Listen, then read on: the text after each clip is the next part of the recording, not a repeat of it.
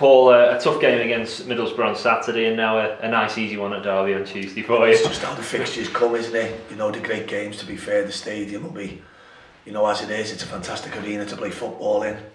We look forward to the game tomorrow night. You know, the Middlesbrough game, I thought the lads were excellent in the game Saturday. I thought we competed really well, we worked really hard, and I thought we were full value for a point against a very strong Middlesbrough team. So it's a new challenge tomorrow against Derby.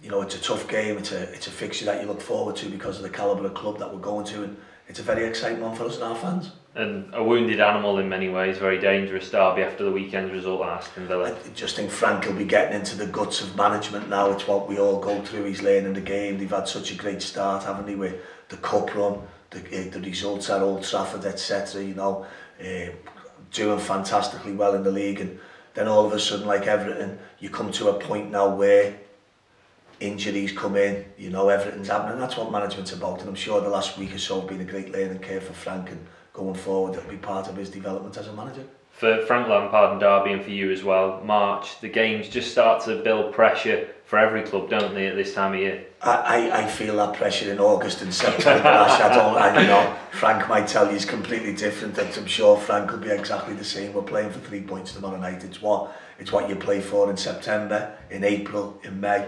But naturally, because of league positions, etc., the games become that more heightened for both teams for different reasons. We're obviously trying to do something at our end. Derby will obviously want to try and do something at their end to break back into that top echelons of the division.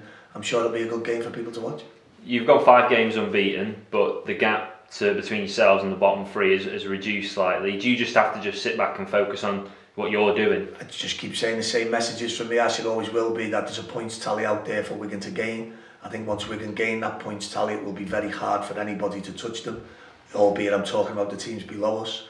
Within that, you're going to have to win football matches. So with games to go, a little bit of a game in hand tomorrow night, if you like. You know, if we could come back with a victory for confidence, for everything, for our supporters, it will be a big morale boosting exercise. But we know how difficult it's going to be. We're not stupid. Yeah, and 3 away games now. The hope would be obviously that in this period we're going to get some points away from home. Without a shadow of a doubt, it's you know, it's challenging. It is what it is. You know, but the lads have worked really hard this winter. You know, we've had our injuries like everyone's had. We've come through that, touch wood now. Our squad's in great shape. You know, we haven't to leave lads out of the travelling squad to go to Derby. So for us, we've had a lot of that pain now. Can the lads produce results? The staff, myself, everyone.